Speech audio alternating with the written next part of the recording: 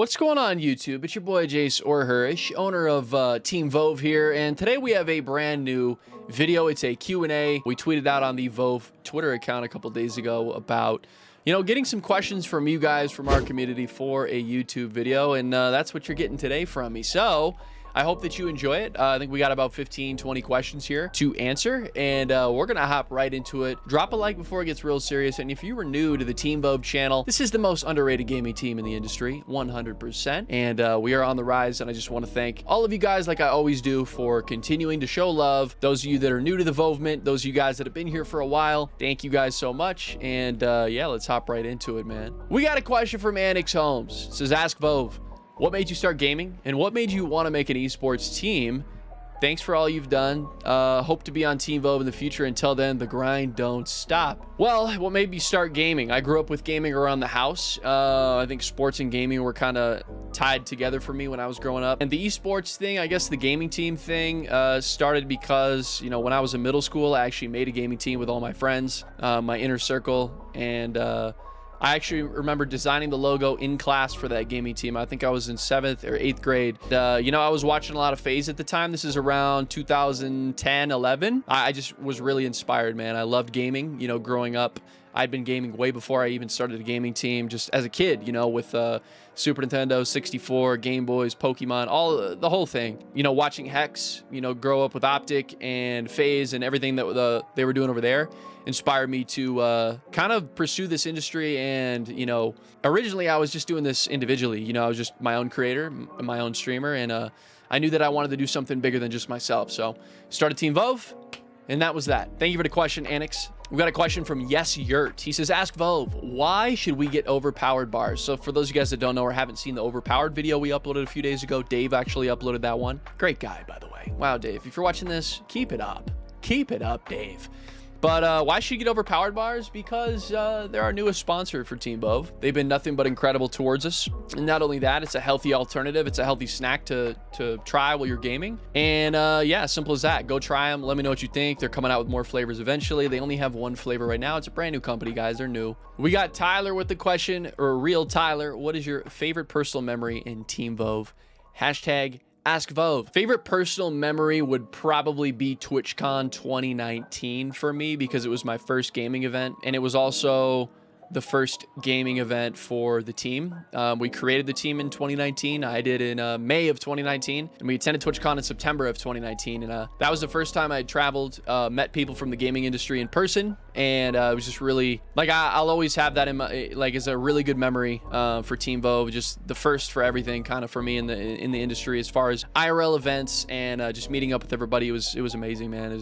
I'll never forget that. We got Mr. QnA. He is a moderator in the Vove Discord. He says, notice a lot of new Vovers in the Discord. It's awesome to see the Vovement grow. What advice can you give to the newer Vovers wanting to grind for Vove? Hashtag Ask Vove. What advice could I give? I feel like I answer this question every day. But what advice could I give to the new Vovers out here watching the video? Think about it. First of all, get a logo. Start streaming, but don't stream a ton, okay? Start focusing on your content. We're looking to reach out to people this year. We probably won't do a recruitment challenge this year. We want to build up the people that we currently have. I think that's best for us. We have a really talented team right now with 20 members, and hopefully we're bringing on more this year. So if Vove is what, you know, where you want to be at in the future with me and everybody else here, then you need to really work for it and continue to improve. Make us want to, you know, reach out to you, show us what you got, essentially, and get in our Discord, get active, talk with some of the members, talk with people that are in your shoes, that are grinding for this team, and continue to learn. Fluffy Flex, he says, it's safe to say that a lot of the questions will be asked about the team, but my question is about the team owner. Well, thank you so much, Fluff. How did my personal life transition to inspiring people? Well, I guess it's kind of started during high school for me, when I kind of was into, I actually created a few gaming teams before Vove, believe it or not. 2015, I was a senior in high school, and I created a team called Kings Unite, grew that, got stolen from me, actually, hacked, that's a long story. Then I had Swarm United in 2017, started that.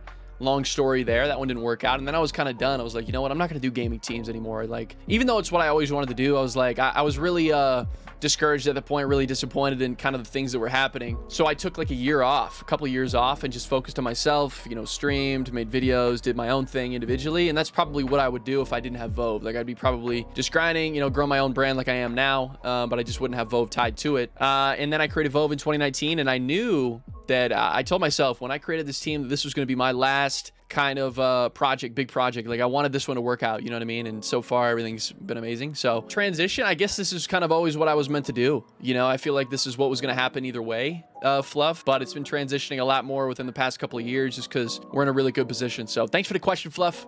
We got Spoiled Brad with a question. Do you have to stream with a face cam or make YouTube videos with your face in it to be on Team Vove?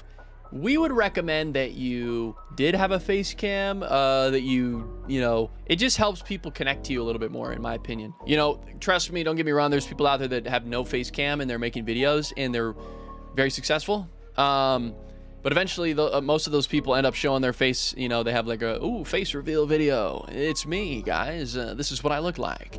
You don't have to have a face cam, but we recommend that it's just easier for people to relate and connect to you one-on-one, like you guys are looking at me. You know what I'm saying? If that makes sense. Spoiled, thank you for the question, appreciate it. Facebook Whiplash Streamer, #AskVove. What attracts you to a creator? Follows, talent, personality. I think personality is probably #1 for me. People don't understand that. They're like, Hirsch, why don't you just recruit this guy or recruit him, recruit her? We need more females on the team. That's facts, and we're working on that. That's something that's very difficult as well. But we do want to bring in more people to be alongside Winking Owl and you know, just bring new talent into the team, period. But you know, obviously, if you're established and you kind of have a good head on your shoulders and you know what you're doing, that is kind of an attractive trait. Obviously, personality is huge. I think that's my favorite one. Are you going to be able to mesh with not only me, but the rest of the people on the team? That's important, and that's why it's so hard to recruit people, because things could be good at first, and you know, 2 months down the road, maybe it's just not the same, and that's what's hard. And then it's like, well, we just put out all this stuff about you, and now you're gone. It's like, dude, you know, what are our fans thinking? You know, that's the tough part for me. Follows, that stuff's gonna come, so I'm not too worried about it. But talent and personality for sure. Whiplash, appreciate the question. Bubba, my man Bubba says, you with a katana versus a gorilla in a death battle, who's winning? I asked Stagnate this question multiple times during calls. You with a katana versus a gorilla in a death battle. That is, I don't really know how to answer that question, because first of all, that's never going to happen to Sniperish. I'm never going to be in a fucking jungle with a gorilla. Unless I'm at a zoo somewhere and a gorilla escapes and I'm fucking fending for my life and shit and he's coming after me, I'm still not going to have the katana.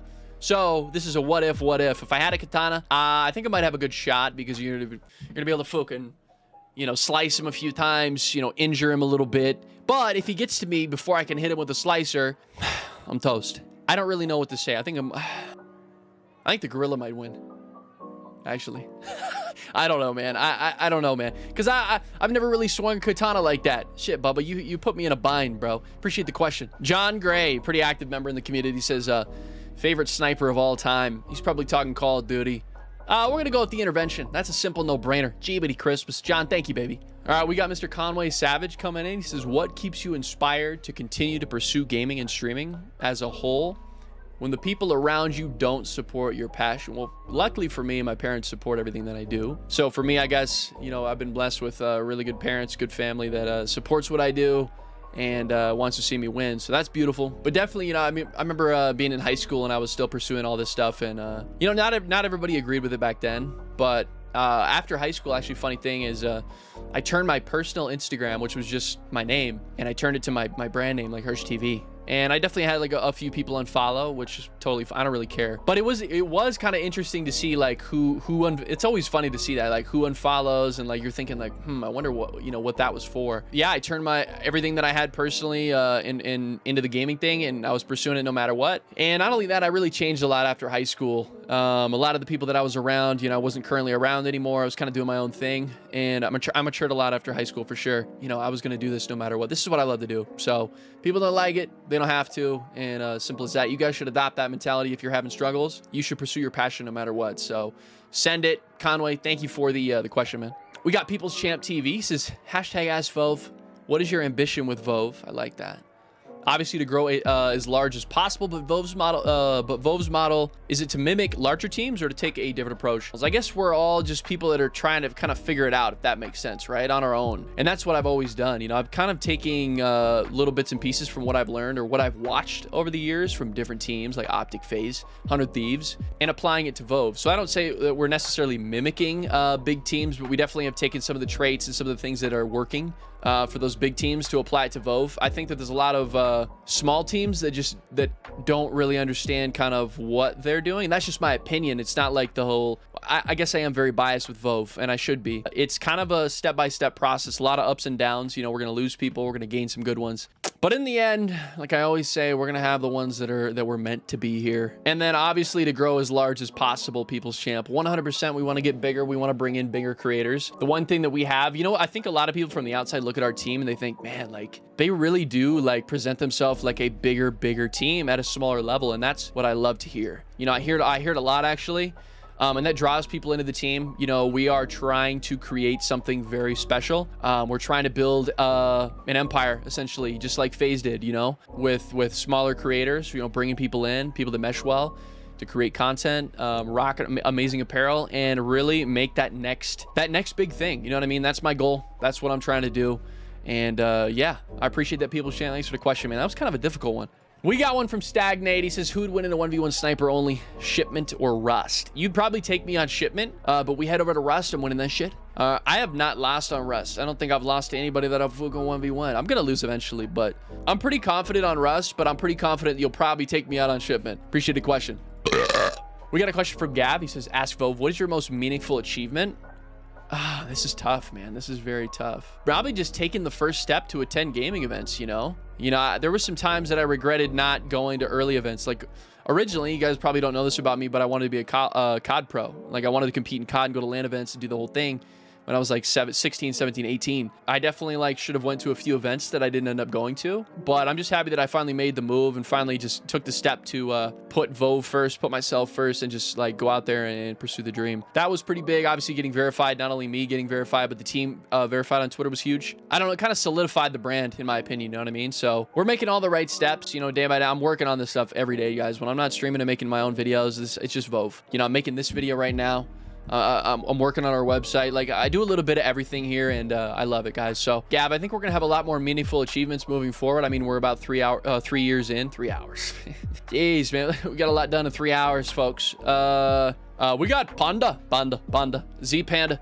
Ask Vove, would you guys expand it to R6 esports? We definitely want to expand it to esports. It takes a lot of money. That's one thing that we don't have, right? We don't have a ton of cash. A lot of these big teams that really blew up, it's because they had a lot of cash behind the scenes, or they had a third-party investor that was coming in. Team Vove is really solidified. It has a spot. You know, the name is there, the name is out there, we have respect. And I think there's only a matter of time until somebody big comes in and sees that and like, damn, like this brand has a lot of value, a lot of potential. So we're gonna get into esports and I'm open to all of it. It's just gonna be a time thing. So we're really focused on continuing to build culture, bringing in creators that mesh. Not a ton all at once, but you know, trickling new creators every now and then, and building our base to be really, really strong. So yeah, Panda, thank you, baby. Gold Shot TV, what do you look for in an individual when considering them for Vove? I feel like I kind of asked this one, or answered this one. Personality, you know, talent, what the other guy said a few questions ago. Experience, you know, are you able to edit videos, right? Are you able to maybe design something if a designer isn't there to do it for you? We want people that are like multi-talented, multi-skilled, can do a little bit of everything, have a good personality, fit with everybody else, want to create content with the others in the group. Not only that, you know, I want people to know that you're on Vove, and I want you to be able to tell people that you're on Vove, right? I want people to be proud to be here. I don't want people to look at Team Vove and just think, oh, it's sniperish, right? Rep the team like it's the last thing that they got, bro. The Team Vove is it. And everybody on the team needs to have that mentality and the want and the will. And like I said, we're building an empire. So we need people that are interested in that. Appreciate you guys. I try to get through those questions as fast as possible. But holy fuck, man, I just talk so much. You guys, appreciate all the love. Drop a like if you enjoyed it. If you want another one of these, just let us know. We got more videos coming out next week. Actually, a couple. And I'm excited for you guys to see those. So thank you guys for everything. It's been your boy, Jace Orhersh. Oh, and make sure you sub too. Hit the little sub thing, little sub button and the bell so you don't miss Team Vove videos. It's very important. See you guys in the next one, man. We'll see you.